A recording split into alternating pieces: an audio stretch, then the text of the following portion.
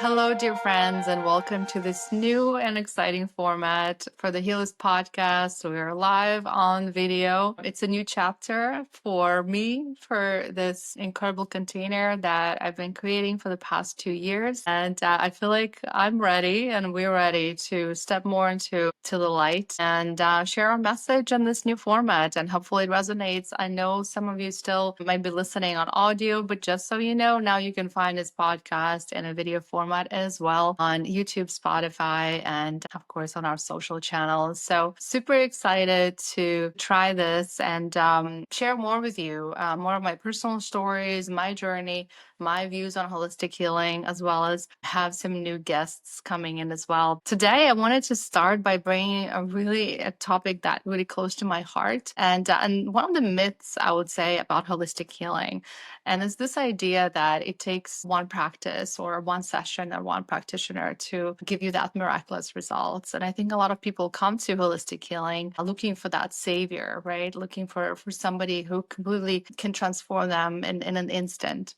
And as many of us who've been in this field and working and going through our own journeys, we know that it is one of those things that it takes work and layers, and it takes multiple healers and practitioners to often get to a place of balance and coherence. And that's what really the ultimate goal that we're looking for. So one of the things that I'm passionate about, and Heallist is really the reflection of that, I'm passionate about the variety of holistic healing modalities that there are out there. And it's really incredible, especially what's been happening in the past few years, because what we're seeing is, in addition to all the ancient modalities that have been here for thousands of years, some of them been forgotten, some of them are being rediscovered, or some of them been preserved, like acupuncture and Chinese medicine, or shamanism, and some of the more mainstream modalities today, like yoga and meditation, right? But there's so many new modalities that's being created now that are sometimes a blend of different ancient techniques or even modern discoveries. And sometimes it's just completely new downloads that a practitioner is receiving, and they create completely their own movement or technique. So it's been really exciting to watch. Today on our platform alone, we have 200 plus modalities, and most of them are submitted by our community. Some of them are researched by our team, but it's really, and almost every day we get suggestions for new modalities to add to that incredible list. So this is something that people that come to holistic healing are not always aware of. There's definitely modalities that are more common and more becoming more mainstream these days, but there's just so many more that are just beautiful blends of different teachings. And of course, on that subject, we can go into the topic of resistance. There's so many people that say that the purity needs to be preserved, right? And they seeing those modalities that are forming and that are blends, right? And they saying, well, this is not pure, it's not honoring the traditions. And I come from a school of thought that if it works for somebody, if it helps one person to heal, it has a place in this world. And of course, we welcome our community, we welcome all modalities and practitioners of all kinds. But it's something that is not often seen by clients or people that are seekers who come to the space, right? And they have maybe sometimes vague idea of what is holistic healing all about, right? So just acknowledging that holistic healing is this beautiful, beautiful field that really hosts a variety, a whole range of modalities that addresses anything from body, mind to spirit. And this is really one of the key benefits of working with holistic healers, that often, and many of those modalities, they really work on all three of the aspects. And this is something that you won't find in traditional medicine and any other techniques. And that's the beauty of it. And I think often the practitioners or people that work with those modalities, they don't give enough credit, right? How much their work is really working all those three layers. For example, even yoga, right? Often perceived in our Western world as maybe a fitness routine or ritual, while in fact, anyone who studied yoga deeper understands that it really works on calming our mind, connecting us to our spirit. And yes, there is also fitness benefits to that, but really at the core, yoga was created to help us sit still in meditation. So again, a lot of those modalities, and yoga is a holistic healing modality, even though, again, it might be seen as a fitness practice, but it has deep healing roots. And I think, again, just to address another challenge that people have with the word healing itself, just even me saying that yoga is a healing modality might trigger some people or raise some questions, but it is. And the word healing is referring here, in case of yoga, if you're practicing it on yourself, you are healing your body. You are stepping into that path of a healer for yourself. And any yoga practitioner or teacher who takes you there, helps you, guide you there, they're purely a guide on your healing journey. And you're the one who's taking charge of your body and mind and spirit. So to get back to multiple modalities idea, so anyone who comes to this holistic healing space often gets overwhelmed once they start digging into who is out there, what modality to choose. It's very easy to get overwhelmed, and understandably so. If you had to choose between 200 different modalities, and a lot of them again are still pretty new, and you might not have exact idea what to expect from them, but it's really important to understand as you try to choose what's right for you. And that's a subject for another episode. But today I really wanted to focus on the benefits of actually working with multiple modalities and how it's important to have your holistic team in place, right? Because you're going to need multiple guides on this journey. It won't be a one modality or one session of one practitioner that's going to solve all the things that you're working through, all the releases that need to be released for you, all the limiting beliefs, all the blocks on this journey back to your spirit. So really working with a team and slowly forming that team. I understand it might take some time, but really focusing on building that team that has your back. That just like in traditional medicine, when you come see maybe an internal doctor, a GYN, a gastro doctor, whatever that is, all those different different specialties. So you have to think in a holistic healing with a similar approach. So even though the specialties are less by organs and body parts, they're more by approaches to healing, right? And this is where you have the freedom as a seeker of someone who's coming on this path to really decide what's right for you. For some people, it might be easier to start with the physical aspects, to start with their body. Maybe there's a movement, maybe it is a yoga, maybe it is a qigong or something that moves more of the energy. But for some people, they might want to go first into the spirit side of things when they feel like they really need help with their energetic field, their electromagnetic field. And that's where energy healing might be beneficial, or something like even like acupuncture that can really help move the energy in the right direction. But for some people, maybe they come to this place in a stage when they really need holistic help quickly, and they are faced with a physical condition. They might seek something that integrative medicine or functional medicine to really address some of the symptoms as well, and not just the root of the problem. And then some people, it might be completely mental, right? Mental blocks and challenges around their lifestyle choices, for example. So it could be coaching or a nutritionist, right? Who works really to look at their lifestyle and adjust some of those choices. So really there's not one path fit all, but again, of seeing it as a team of professionals who are working with you is really important, because again, often the disappointment in holistic healing comes from that idea or that expectation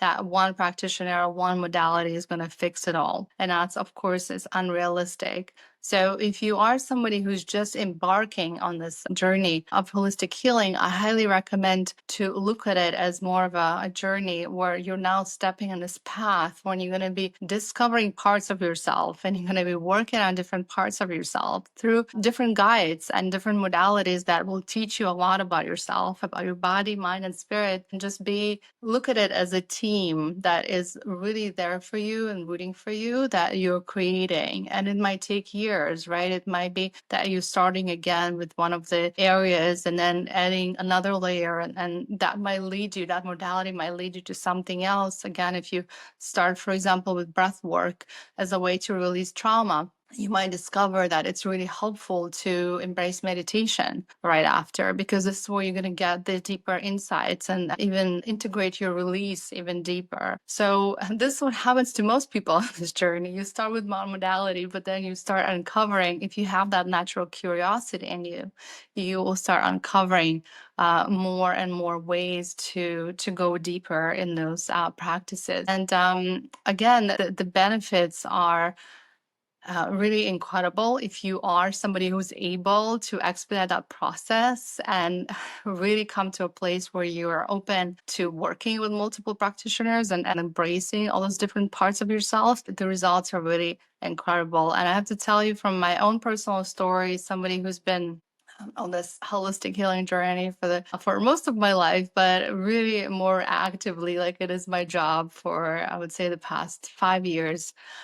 It's really incredible once you start layering those practices, right? And for me, it was actually starting with meditation and really getting deep and deep into the practice, and then layering on other, and then uncovering sometimes part of myself that I thought I was comfortable with, but all of a sudden, through this practice of meditation, I realized that they don't belong to me. For example, really, since I started my deep meditation practice, I realized how my body was out of alignment because, first of all, it was really hard to sit still for too long. And it really started bothering me to the point that I started to seek a professional help from a holistic practitioner who does a body alignment and works with Chinese medicine, acupuncture, and again, more of like a chiropractic alignment to help me to realign my posture, my back. I have to tell you, all of that had tremendous effect on me, just in terms of even breathing and being able to speak more clearly. And again, for years, it's just something that I didn't prioritize and I didn't think it was of importance until, again, I started to meditate and I discovered how much my back was out of shape from years of sitting in front of a computer and working in tech. So this is just one example. And then,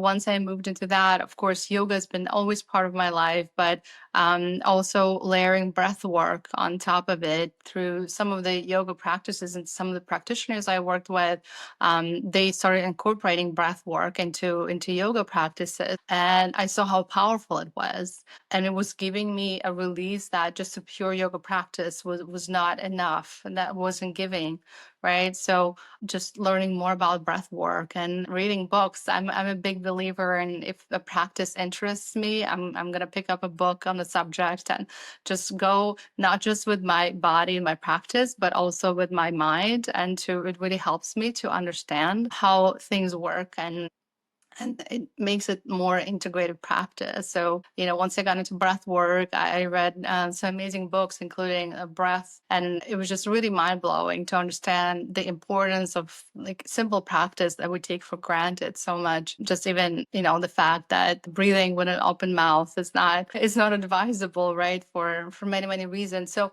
just learning those simple techniques and really taking those practices and layering them together. So really today, when I look at my life and the amazing team that I've assembled, really it has all of those different components. I tend to do a breathwork session, a guided breathwork session with a practitioner once in a while. I'm still part of the meditation classes and groups, and even though I practice on my own as well, but it's really important to have that guide and somebody who can help you uncover more and more layers. I try to see a body alignment practitioner at least every quarter, if not more often, if I need to, and acupuncture and things like that.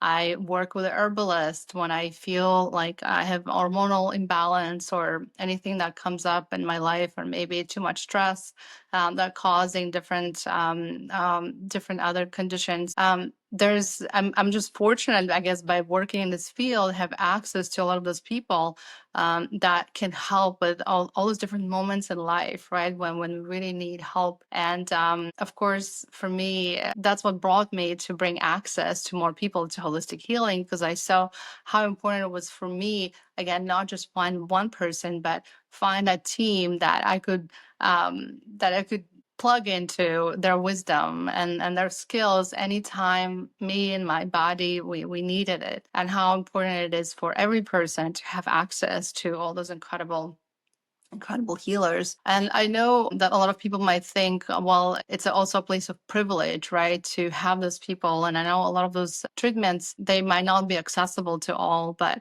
I have to encourage you that my counter argument to that, first of all, a lot of those practices are either completely free or they cost as much as maybe reading a book on the subject, just like with breath work, maybe taking one guided session and then practicing on your own, and really seeing it more as an opportunity to learn, right? So I really love this idea of hiring a holistic healer or a teacher to show you some techniques, right? When it comes to like meditation or breath work again, and then continuing on your own and reading more books and maybe attending some free classes. Most practitioners I know, there are here in this world to serve you and to serve people in need. And most of them offer some sort of a free offering or a class or a course, or even a free consultation. I know for sure because 30% of the sessions that are or services that are posted on Heallist on our platform,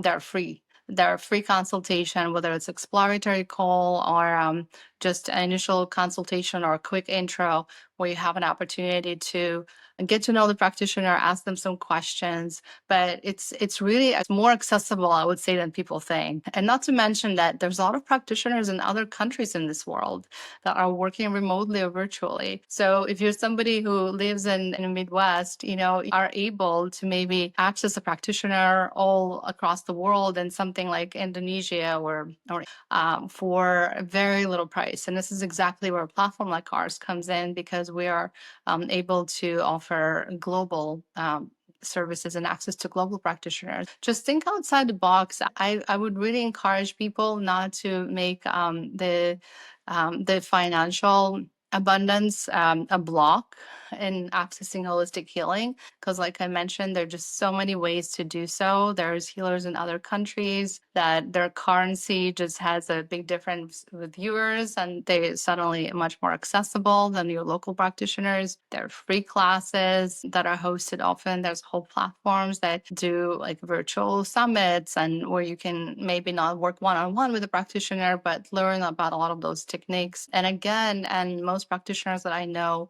if you are somebody in need and you really come from a genuine, authentic place and you share your story, they will be able to help you. A lot of them, you know, take also clients in need often, knowing that it's a beautiful karmic cycle that will usually repay itself. You can so work with them, talk to them. A lot of them also offer sliding scale services. That's another great thing about this incredible community of healers. They're really here to serve all clients of all ranges and all access levels. A lot of them will offer what's called a sliding scale pricing, which is a range, right? And you're asked to offer what you can afford this moment. So again, I don't think finances should be an issue in accessing holistic healing. In most cases, it's your own internal resistance or maybe the fear of the unknown, right? A lot of those modalities, like I mentioned, they're still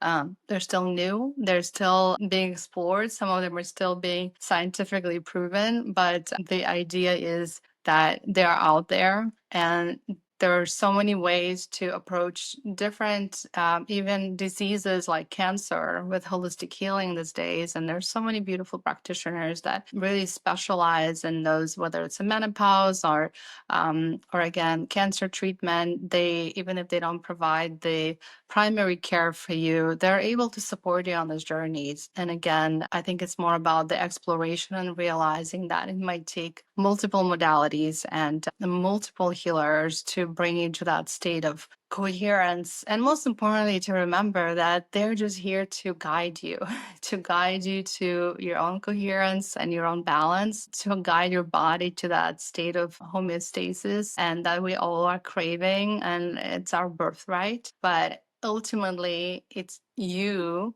who is healing you. So they're just here again to guide you, but it's your body, your mind, your spirit that is assisting them on this journey. So I think it's incredibly important to be open and open to receive. A lot of us also have challenges to receive because we're more of a giving mode people. So it's something also that comes up a lot in holistic healing. But I really encourage, my mission here in the world is to encourage people to explore more of holistic healing and be open to many more beautiful modalities and offerings that are especially flourishing in the last, I would say, couple of years. It's just been really, really beautiful to watch different things, different practices come to our world. And there is something for everyone. It's so easy these days to find something that will resonate with your soul and really give you the solution that you're looking for.